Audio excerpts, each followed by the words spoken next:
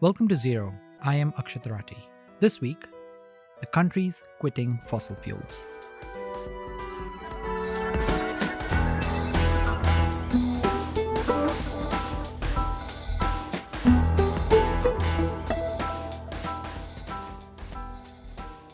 Last week, I was in New York for Climate Week. It was hot and muggy and busy.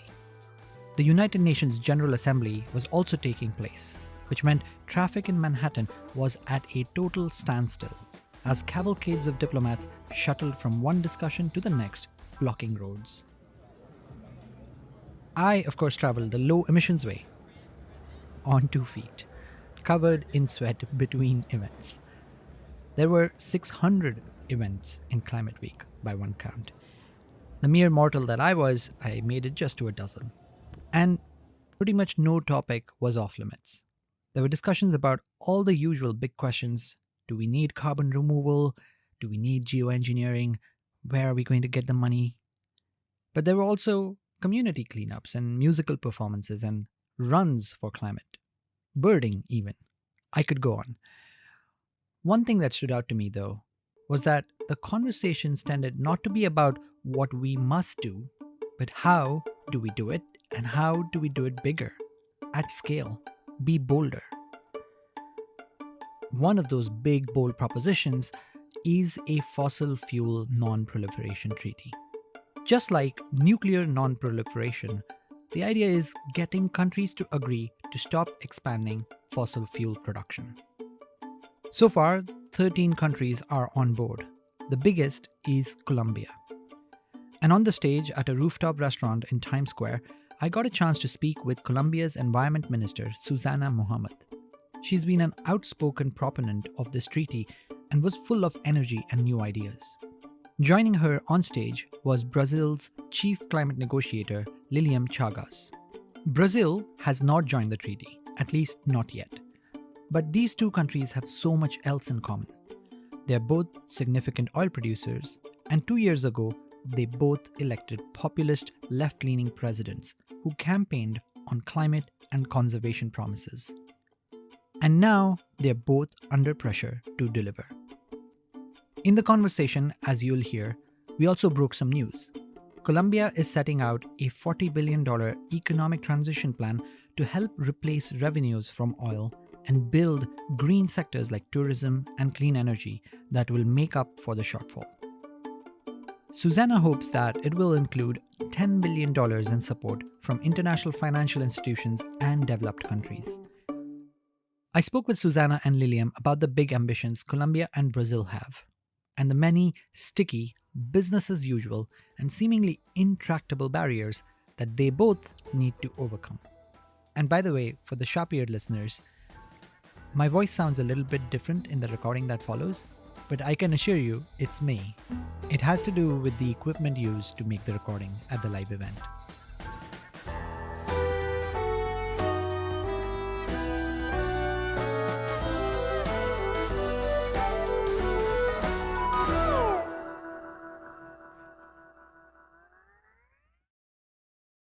Colombia's number one export is oil. And so it was major news when at COP28 last year, Colombia's president, Gustavo Petro, announced that the country would be joining a coalition of countries to sign the fossil fuel non-proliferation treaty. Now, what are the economic steps that Colombia has taken since to deliver on this commitment? Well, the first thing is to explain that we have taken all steps possible, and we are very clear that this transition is impossible to do it alone. We have to replace 10% of GDP on exports of oil and coal. We are the 5th largest exporter of coal. And we know that in 15 years, our markets will be closing because of the energy transition and because our oil, first, we are not super rich in reserves. So we have a very bad dependency on something that we are not very rich in reserves. And second, our oil is very heavy oil, which will be also, it takes a specific price on the market to be able for it to be profitable. because it's not the most easier oil to extract. So our markets are quite restricted, and we already know, we have the scenarios that if Colombia continues on this dependency, we are going to have an economic problem. We are already experiencing an economic problem. So we have to get out of that dependency, and we have to do it fast because of economic and because of climate realities.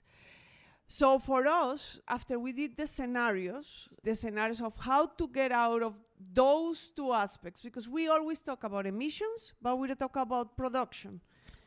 And so every time you invest in an asset for production, it's 30 years that you have to, nobody will invest that amount of capital for 5 years.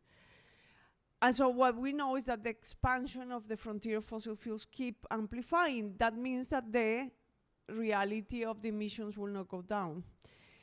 So what we have done in concrete terms is we already have put together a portfolio of investment for the Colombian transition, climate and ecological transition, which means what will be the other sectors of the economy that potentially could replace this export of oil and gas.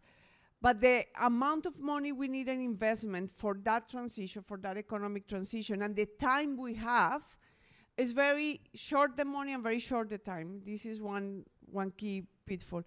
Second, we have already finalized the subsidies on gasoline in Colombia, and we moved this year to take out the subsidies on diesel, which immediately had a strike on the transport sector.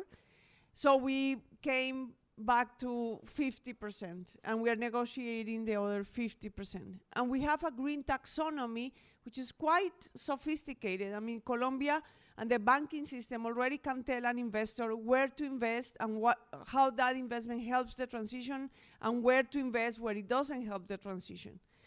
But even with all of those measures, we know that is not enough to be able to make this transition. Yeah, I mean, it's an important point that if you're going to move away from fossil fuels, you're going to require investment in these green industries. There's building renewable energy, building tourism, but also bringing in green bonds. Now, when President Petro announced the commitment, he pushed back very strongly around this idea that was being put forward that this is economic suicide if you're going to stop exploiting more fossil fuels. And you wanted to bring in green energy exports instead of fossil fuel exports. But it has been quite a difficult road, right? Last year, investments across all sectors of Colombia fell by 24%. The growth in GDP was only about 1%. And the country has had to deal with not just climate impacts such as wildfires, but also power shortages, water shortages. And now it's even importing natural gas because there's a shortage. So if it's going to be this difficult, how do you think the government can stay the course? Yes. Well, I have to say we didn't have power shortages. Actually, our system was quite resilient, and we were able to pass but now we have again alarms because the climate situation, because we are dependent on hydropower for electricity. So again, the climate circle comes back. We don't have enough rain, we don't have enough hydropower, then you get a problem, and then you need fuels to the thermal power. So it is a tricky situation. We only took the decisions to stop signing exploration contracts 2 years ago, but we have more than 200 exploration contracts that we already signed and that are actually in implementation. And we will be seeing our reserves compared to the level of the transition. Of course, the economic situation is not because of these decisions alone. It has a very systematic situation after COVID. Inflation globally on food was also a very important issue. But of course, what you are describing could be the future if we don't have an international platform to make a transition where everybody has equal ground for the transition. What I mean by that is, first, while in the rest of the world, especially the developed world, access to capital is between 1% to 3%, Colombia has to pay 10% in average for access to capital. It's super expensive, even for our level of macroeconomic rating. As soon as we mentioned that we were going to stop exploration in order to be able to start non-proliferating fossil fuels and actually put a limit so we make the transition, because what we're doing now is double investment. We are continuously exploring and exploiting more fossil fuels and at the same time investing in the renewal. So what we're doing is maxifying the amount of energy but not replacing. This is not happening in the world. Immediately we have all the markets and the credit rating agencies super nervous to almost take out again our last investment rating that we have, which will make our situation worse. And then finally, we are a very highly indebted country. Right now, we cannot take one more single peso in debt because we were indebted by COVID and because of access to capital is so expensive. 50% of that debt we paid in interest, and right now is larger than the defense budget, what we're paying annually on external debt, or larger than the education budget. So we have very limited capacity to invest from the fiscal capacity. That's why President Petro has put forward some transformation measures on the financial system that are critical so that we are serious about transition. We cannot go to COPs and say that we're going to cut emissions while the economic system goes, on the other hand, with the same rules as it has been before, because everybody that is ambitious and that really wants to make this transition because of economic and environmental reasons gets punished by the financial system and by the market. It doesn't get rewarded. And so your question is, how sustainable is this? It's not sustainable if we don't put a platform urgently, but it's not sustainable not only for the economy, it will not be sustainable for the planet. That's why we have called for a non-proliferation of fossil fuels treaty, which we don't have a text of the treaty yet. It's a group of countries. We're looking 30 countries with complementary economies that can actually negotiate an economic regime that allows in reality for the transition with key partners. We want to create an island. Actually, all the states are islands who started this. An island of countries that can show there's another way, and that then that regime becomes more attractive than the situation we have now, which is actually the real political truth. Nobody will put their economy at risk first. Yeah. And I mean, we don't, honestly, in the international world, we kept saying, oh, you're so ambitious, oh, congratulations. I mean, it's not enough. We need reforms, because otherwise this will not be sustainable. In 2 years, the government changes, and there will be potentially a backlash with a government who will say, no, we're going to explode oil and gas for other 30 years, because otherwise, how can we sustain our economy, our people?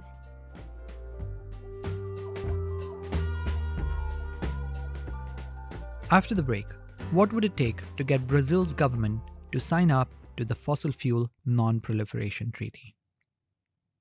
By the way, if you've been enjoying this episode, please take a moment to rate and review the show on Apple and Spotify. It helps other listeners find the show. Liliam, now, when President Lula returned to office, it was hailed as one of the most important elections for the future of the planet. He has pushed back to reduce deforestation of the Amazon and has made a lot of success in that area. But Brazil still hasn't joined the Non-Proliferation Treaty. Colombia is the largest economy among the 13 countries that are part of that treaty right now. Brazil has, a lot of green energy already. 90% of its electricity comes from renewables.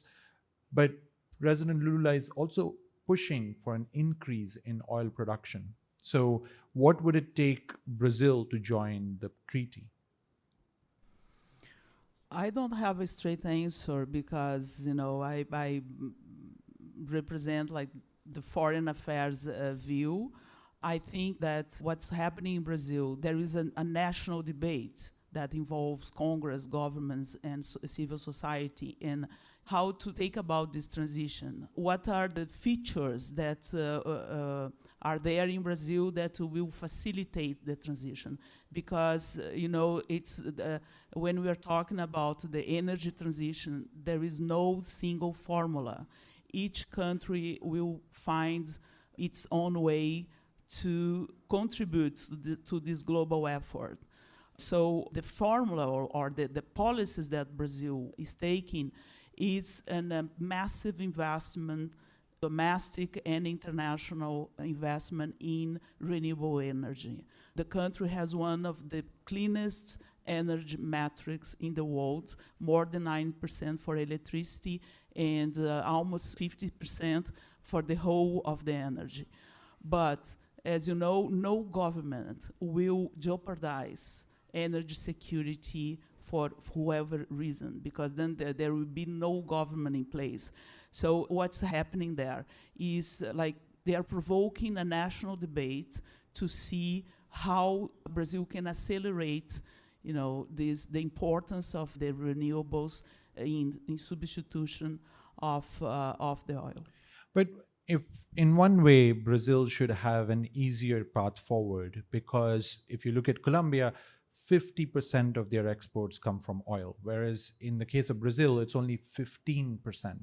So the economic case for being able to transition away from fossil fuels, given how clean already Brazil's energy system is stronger. And, as Minister Muhammad was saying, you need leaders, you need people to take the first step, and the first step is always hard. So what would it take to get Brazil on board? Yeah, what I'm trying to explain is that the path that Brazil is following is putting more importance to the renewables. For example, the gasoline in Brazil has 20% of its content, it's ethanol. And a recent law that was passed that's called the fuel of the future, this percentage will grow to 30%. Also, there is the cars, the engines of the cars. They run as a flex fuel technology. Brazil is the only country where the consumer, the person choose at the station whether she wants to put gasoline or ethanol. And there is a massive incentive to the clean fuel. It's at least 30% cheaper. So that's the way the country is trying to move, from one technology to the other. Colombia was the 10th country to join. There are now 13 countries as part of the treaty. You said you want 30 countries to come together so that you could start to discuss what kind of the text would be of the treaty, because that text will be very important going forward. What kind of conversations have you been having to increase that number from 13 to 30? And, which countries are interested? Well, we had a strategic meeting on the treaty in Antigua with all the ministers, and we profile a set of countries that we think that will make that island complementary economy. So some countries that have right now oil. For example, let's talk about natural gas. So we are having now a shortage of natural gas because it's a temporary shortage of some reserves that have been depleted, because unfortunately fossil fuels cannot be harvested. You have them or you don't have them. And then in 2029, because of some exploration and exploitation, we should have another internal source of gas. So in this interim, we will have an import of gas, which is highly costed because it's LNG, will increase the cost of gas for the Colombian economy, which will have economic effects.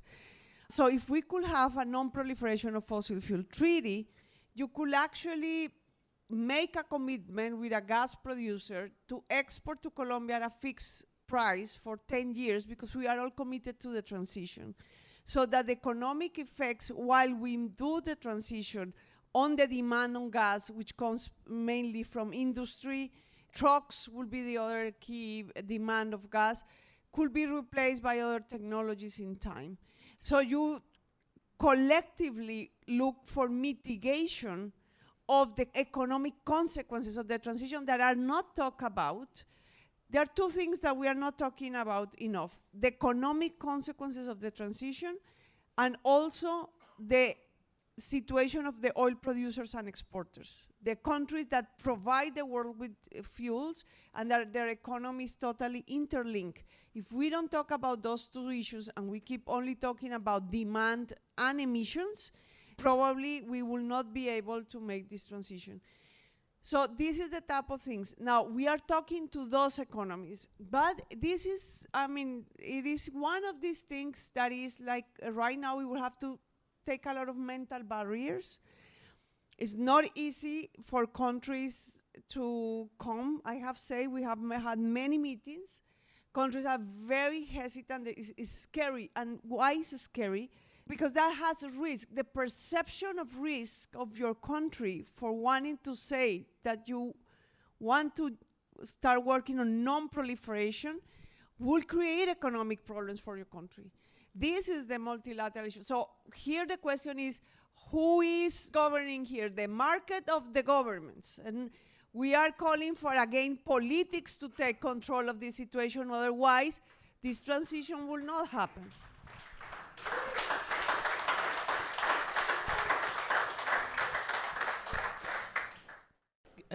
Can I comment on one aspect that is very interesting? There has been the whole international financial structures, they were structured for a brown economy. So if you were to transition to the green economy, these structures, they must shift as well. So it's realistic to think that we are going to have a clean future with financial and economic structures from the past. There was a very interesting information that came in this Summit of the Future discussions here this week. The amount of money that developing countries pay each year to service their debt is bigger, to the amount of almost 3 times bigger than what they receive as development help. So we have to really also force the financial system, the multilateral banks, the rules, the Basilea rules to shift as well. Now, finance is a key part of making this transition happen. And as you said, the rules need to change, the financial structure needs to change, but there are ideas that are starting to work in places. So there is an idea of the Just Energy Transition Partnership. South Africa has got $8.5 billion. Indonesia has got $20 billion. Those projects are still in the early days, but they are starting to show how this could be done in the financial system that is there and how we tweak it. Colombia is one of the countries that is talking about having such a partnership. Where are those conversations, and what kind of Just Energy Transition Partnership would Colombia benefit from and would seek? Yes, we are calling a group of partners, countries, that includes the US Treasury, Germany, and other countries that have shown interest to what we call it Just Energy Transition Partnership alike, because we are learning from the first generation. We have set a governance system internally that includes 9 ministers, and we have created a portfolio of investment for the transition that we will launch internally with our private sector and our banks on the 2nd of October. And we want to show how much it costs, what is public financing, what is private financing, to make that transition. And we call it alike because it's not on the energy matrix for us only. It is on the other sectors of the economy that need to emerge for us to replace the fiscal income from the exports of fossil fuels. So it will be one, hopefully, if we are able to, and we have tomorrow a very important meeting for that, and hopefully we can have a first announcement. We will start the negotiation at COP16 to demonstrate that it is about partnership, collaboration, and a strategy that we could start making this transition. So this is one of the pillars. And we have talked today to multilateral banks, the IMF. Everybody says, oh, Colombia is so ambitious, oh, Colombia is leading this and leading that. Yeah, I mean, we have done everything that is on the table, and it's still not enough. So we need to demonstrate collectively that this is possible. Otherwise, we are just selling smoke at every COP. Really. Yeah. So the Just Energy Transition Partnership, as it exists in South Africa and Indonesia, they are aimed towards retiring coal power plants earlier than they would have otherwise retired if you just ran them on their economic life. What kind of support is Colombia seeking through this partnership? Is it retiring coal power plants, or, as you said, trying to find ways to complement the revenue from oil exports? What specifically would you like? Is the portfolio of investment is around developing some sectors that we think could start replacing the oil revenues. One of them is nature-based tourism, which investments should strengthen biodiversity, local communities and territories, and that's also critical for us to consolidate the peace process. So it is very much integrated. The other one is the energy transition itself, which includes replacing some power plants. We have 75% of our energy comes from hydropower, but the other 25 is by power plants. And so is to replace those power plants with renewable energy and increase the capacity of renewable energy, because we are having water problems with climate conditions. So we need to increase the energy capacity of the system, but also to develop an energy export sector on renewables, which could include green hydrogen, solar, and wind, through an interconnection with Panama that we're making that cable, and will allow us to export energy, renewable energy, and hopefully start replacing those incomes. It has a third component on transport, because 50% of our liquid fuels demand come from transport.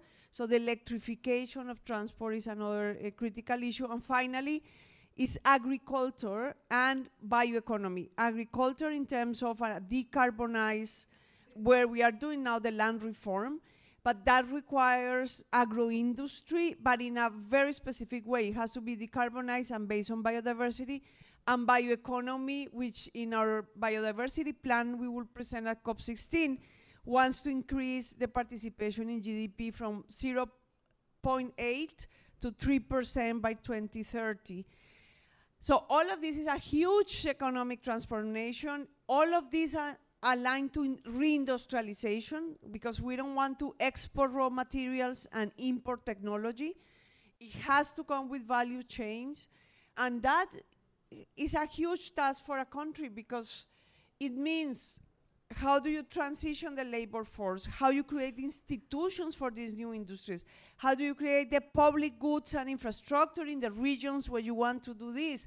A lot of public investment is required, and then private investment can come actually to make investments sustainable. But this public investment is not enough at all, and we expect the Just Energy Transition Partnership to align critical financial mechanisms as a package to be able to negotiate a good deal for this Colombian transition. Right. So it sounds like a more complex but more comprehensive plan to try and help the Colombian economy. Now, I want to ask the last two questions on nature. You brought up COP16. You have said that protecting nature should become a strategic interest of countries from the global south. And correct me if I'm wrong, but you got your start in politics because you started fighting to protect nature in a nature reserve in Bogota from being developed, right? And so now that Colombia is hosting COP16 and it's in a few weeks' time, typically nature conservation and economic development are seen as opposites, because you want to extract from nature to get money. Protecting nature will come at a cost as the economic system today exists. how can you change that paradigm, and what can COP16 show to the world that protecting nature doesn't have to come at a cost, but actually provide benefits to society? Well, there is a first aspect which I will call the values.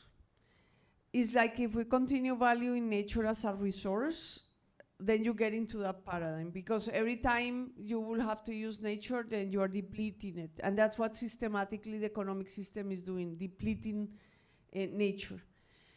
But if the paradigm is more, and that's why we have called the COP Peace with Nature, if the paradigm is more, how can we reproduce society in a way that reproduces nature systematically?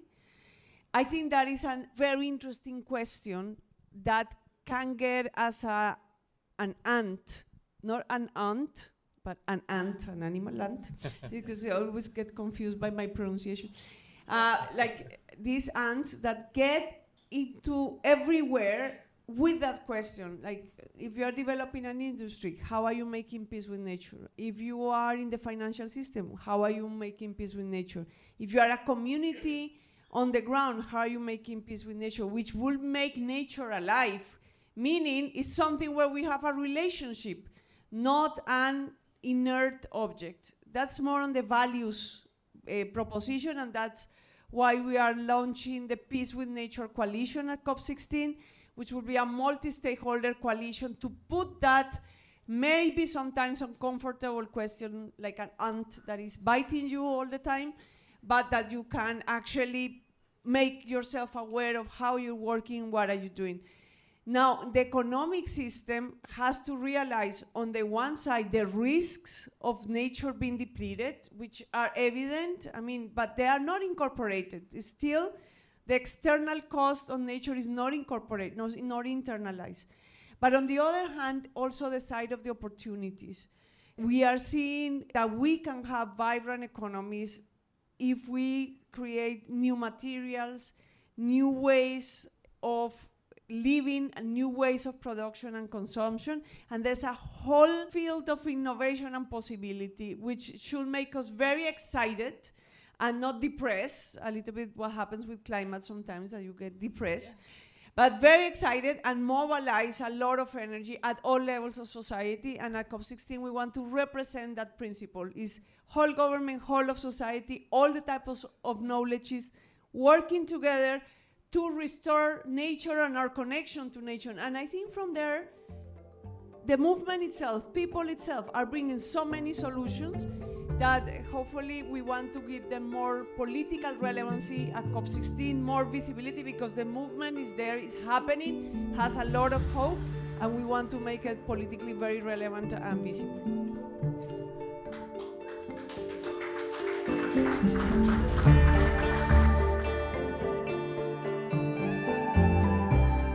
Thank you for listening to Zero.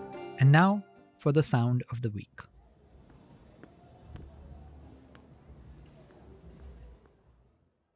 That's the sound of the fastest mode of transportation in New York during the week of the United Nations General Assembly and Climate Week. 2 feet. In this case, my 2 feet. If you like this episode, please take a moment to rate or review the show on Apple Podcasts and Spotify. We are also on YouTube these days.